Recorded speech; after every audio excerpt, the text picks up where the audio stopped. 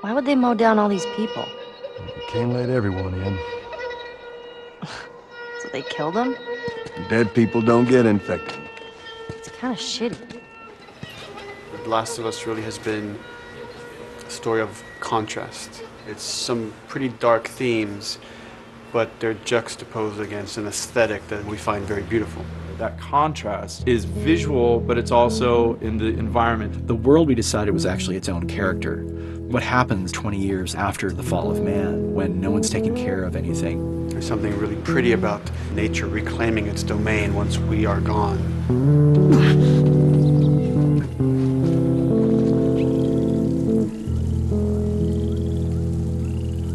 So everything we're doing in the environments is relating back to what you should be feeling in the story or what's happening to these characters. You as a player, you as Joel, you can look at these things and reflect about how much we've built and what we've lost.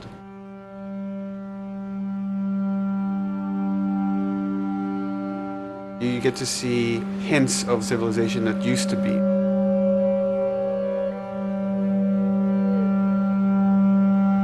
Each level has, a lighting artist, a modeler, and a texture artist, and we all work together.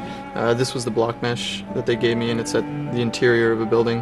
I had to be mindful of where I had set the lighting up in the color script, how it would be coming through the windows and lighting this area, which would give us this concept.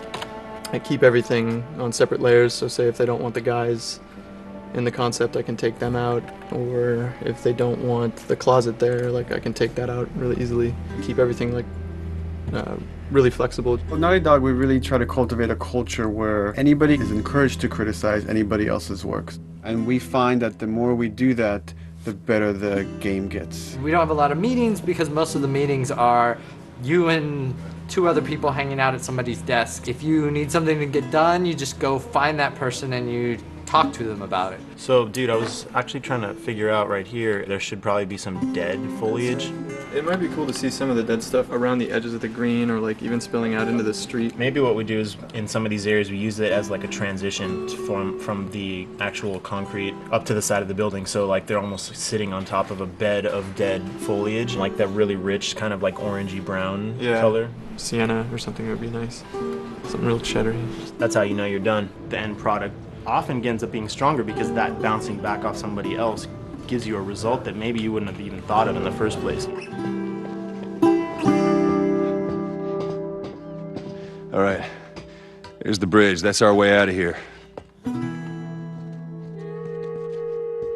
Mandatory evacuation. Evacuate to where? What do you think?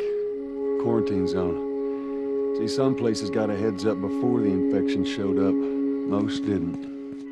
We consciously take in consideration lighting in the beginning. I've never ever focused so much on lighting and how much sensitivity there is to that here.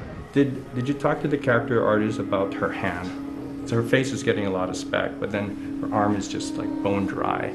You think something we can tweak in shader? We'll have to send back to character team Michael to take a look. I can play with the lights and see if that's creates more spec. Yeah. So all the characters cast soft shadows onto the environment. Even when there is no direct sunlight or no direct light sources, we still have nice fuzzy shadows. Damn, that's quite a drop. If you shine a light on a red wall, it will bounce the red lighting on the whole environment, making it red. Everything should have a bounce lighting, otherwise the world is gonna feel dry and unrealistic.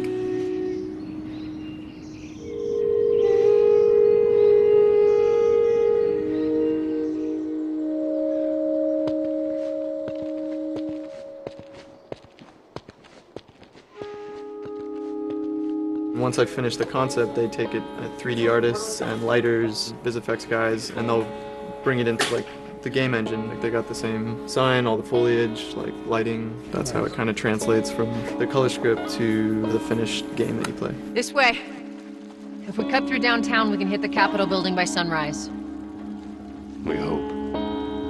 This engine is really driven in a way towards a very high level of cinematic control. Hopefully, if we achieve our goal, you'll see it is beautiful. There are these truly beautiful moments amid all this chaos and destruction.